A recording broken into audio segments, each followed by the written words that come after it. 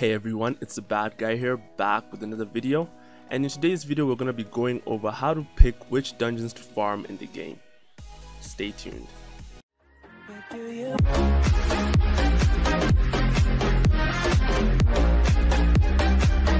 Hey everyone, welcome back. Now, in Summoner's World, the majority of the time you're going to be spending it farming, and that's an inseparable part of Summoner's World.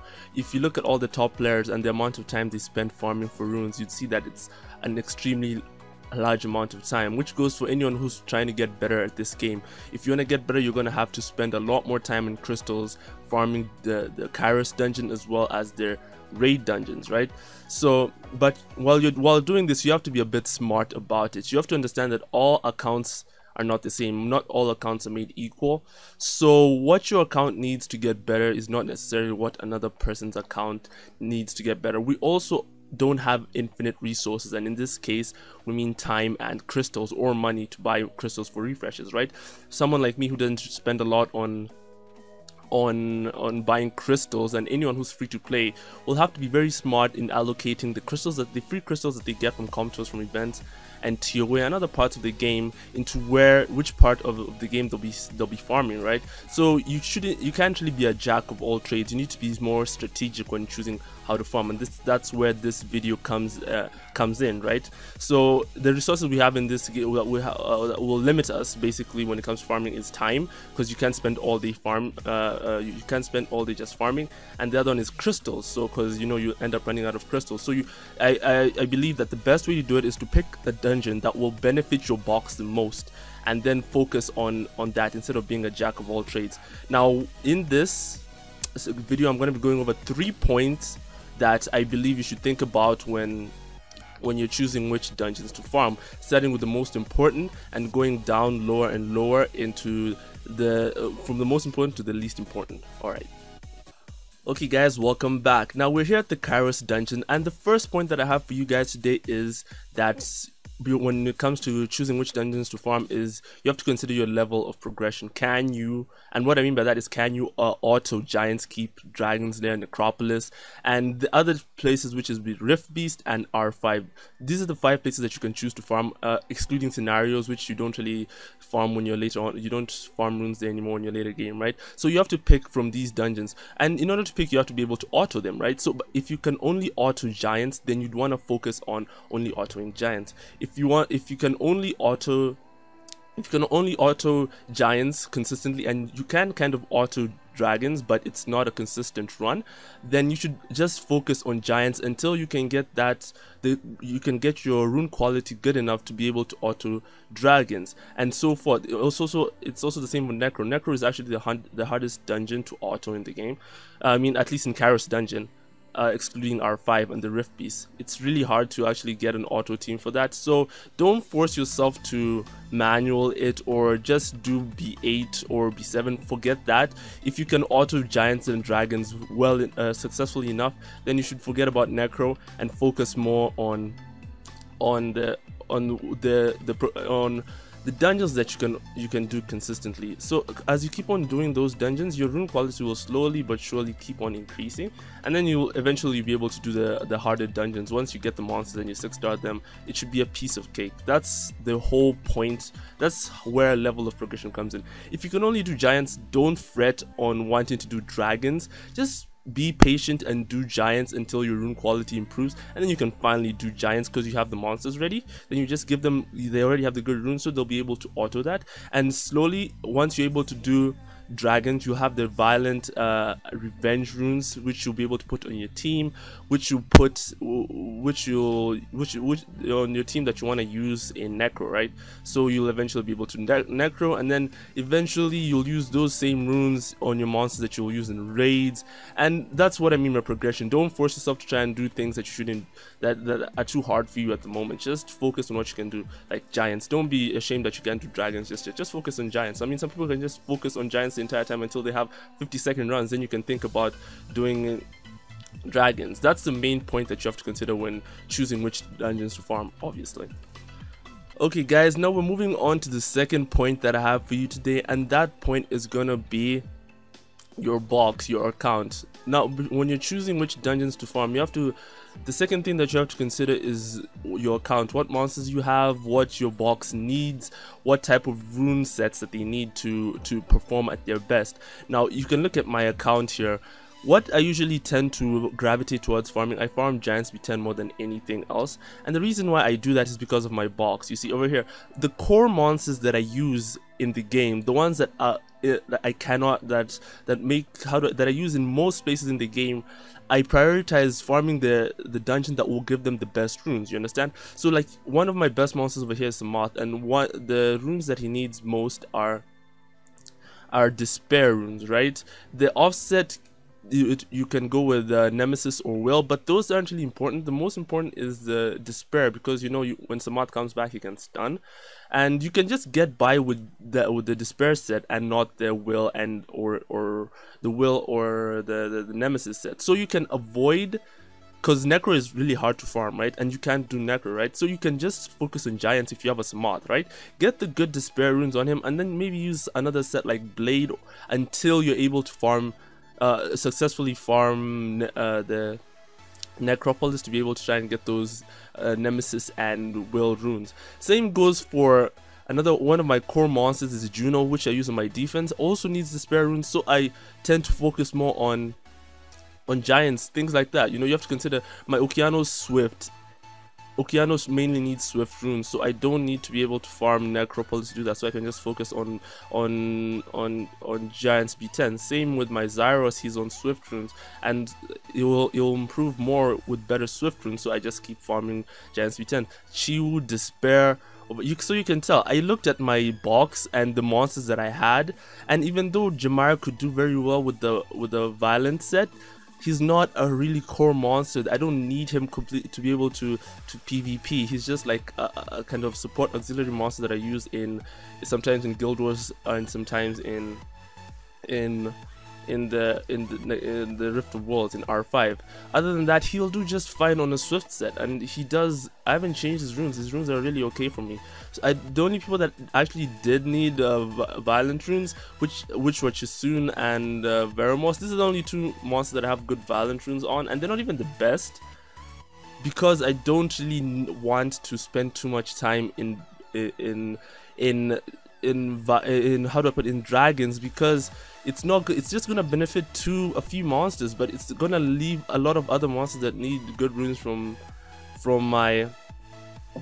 how do I put it, from Giants. So you need to look at your box, look at what runes the majority of your monsters will need. If you have maybe beast monks, a lot of maybe archangels, and they need this set of runes like violent, then you should be focusing on Dragons B10. If you have monsters that really need will runes, you're fine with your violent and swift runes, then you should be focusing more on Acropolis, which is more of an end game sort of dungeon. The runes that you get there are will help you more in end game PvP. So you just need to consider what you have and what's best for you box. Just like in life, you know, you have to consider what's gonna be the best for you in the long run, other than in the short term. So that's my second thing to consider for you guys when you're picking which dungeons that you want to farm in the game. Hey guys, now for the third point, we're here at Necropolis B10. I'm going to be illustrating the third point, which is you should consider your run speed and quality. That should be the third factor that will influence where you farm. Let's go ahead and start this dungeon. Now Necropolis is my slowest dungeon. I think I can do a 2-minute-ish run, 2 minutes 30 seconds sometimes, so I usually don't like farming this dungeon because of that, because it just feels way too slow for me. And you may argue that it gives you the best mana return, so if you need mana, come here, but that's not really it's true in many ways, but it's also false, because I may come here, but my runs are 2 minutes 30 seconds, but my Giants runs are 50 seconds. So for every one run I do in Necropolis, I could have done 2 in Giants. That's two times I could have gotten some mana and maybe a decent rune which I could sell for more mana. So I feel like even if you're looking for mana, you should actually just go farm your fastest dungeon. Now this also is, I said run speed and quality. Now quality, this comes into play when we're talking about the Rift Beasts, because you know you get a rank when you clear the Rift Beast from was it E to S, the triple S, right? So like for me, what I believe, or my opinion on the Rift Beast, is that you shouldn't even bother with them if you're not able to get, at least consistently get S. It's late game content. You get fight runes, which are late game sort of rune sets, and it's really hard to actually consistently get S unless your runes are on point and have been grinded and stuff like that, and you have your towers max and things like that. So it's very difficult for newer players to do that. So I don't recommend you do that unless maybe you want to get those 3 reappraisal stones. If you can get A- and above, then you can prioritize during the week to do some Rift Beasts to get those reappraisal stones, but I don't recommend you farming them actively to try and get runes from them and grind. So you should avoid those. Just focus on your giants, dragons, and maybe necro here to help you improve more and eventually be able to farm those dungeons in future. So like if your fastest run is dragons and you're unable to, how do I put it, if your fastest run is dragons and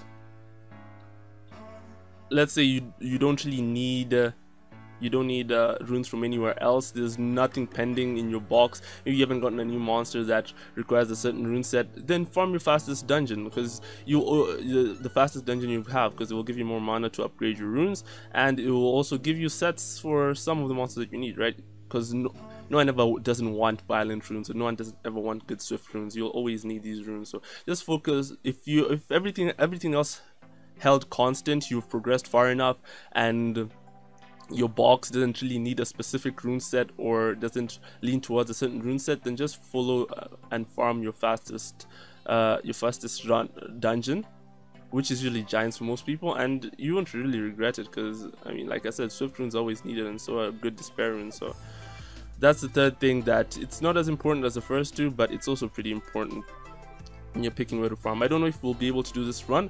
I was just trying to illustrate that this is my slowest run and I rarely do it. You can even see my rogue is so squishy. He died to the mini boss in the middle. I think they can still do it, but it will be pretty tough for them. I can replace rogue for someone else there, but like I said, it's not important. I'd rather be doing dragons or giants other than this, maybe even R5 or Rift Beasts than this. But right now I don't even farm Rift Beasts unless I'm getting the reappraisal stones. Other than that, I don't bother with them, because I can get triple S in the fire and the water, but I can get double S in the water actually.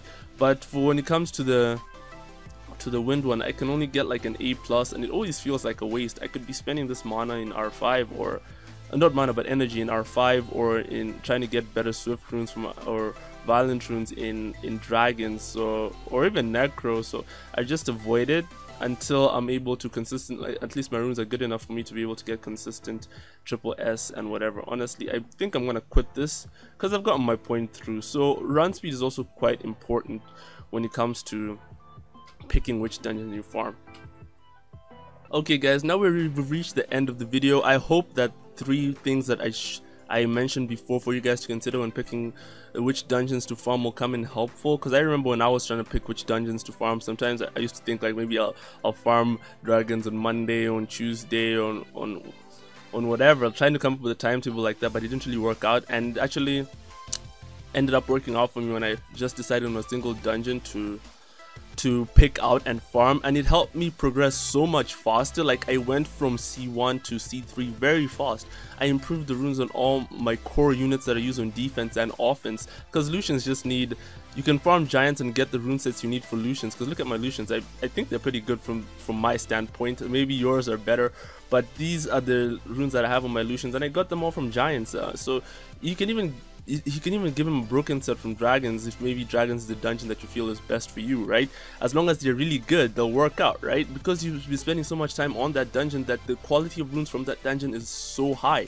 So just pick a dungeon, think about it yourself, look at your box, evaluate yourself and see what you need most, and focus farming that dungeon for 6 months or a year, and then you'll see like at the end of that year you'll see how good you've actually become over that period of time. One thing I forgot to mention was R5. When it comes to raid, I think you shouldn't even consider it until you're able to do R4 and R5 and you have the R4 or R5 and you have the team. So that actually you start from R4, then you build into R5, right? Slowly get the grindstones from there. Now you need to make up the teams for that, and also you shouldn't bother with R1 to R3 because it's not really worth the effort. Also, you need to think about it yourself. You need to look at the runes that you have on your monsters and be like, how soon will it be till I get a better rune for this, right? Like if your runes aren't like horrible anymore, then the next, if you know you're going to use this rune for a long period of time, then the next step would be to like try and look for grinds for them, right? So that's one thing you need to think. That's how you think about it when you're trying to think about whether you should start breaking into raids, right? So if maybe you see your runes are, my runes are pretty good at the moment, it's very hard for me to maybe improve this plus 24 speed swift rune that I got for my Bernard, then the next thing to do would be to grind it, right? And if the rest of the set is also close to that level or similar to that level, plus 20 or whatever, if you feel that your runes have gotten to the point where they need to be grinded, you won't get rid of these runes when you're done with them, then go ahead and start looking to farm R5. Well, that has been my insight on this whole issue of picking which dungeons to farm. I hope this will help you guys when you're trying to progress and pick the best dungeon that will help you progress as fast as possible. And thanks a lot for watching this video. If you liked it, leave a like, subscribe to my channel. I try and upload as often as possible. I've actually haven't uploaded for a while lately because I have some important exams coming up real soon and I need to actually focus some time on that and study for that. But I will try and upload another video hopefully by Sunday latest, which I always try and upload things that will help you guys to improve, you know, to get better, things that maybe I didn't have when I was trying to climb up in Summoners. Or in fact, climbing in Summoners has never been easier because of all the things that Comtos has implemented to help newer players to like improve and progress faster in the game. It was a lot harder before, but either ways, it's been fun making this video, guys, and thanks for watching, and I'll see you guys in the next video.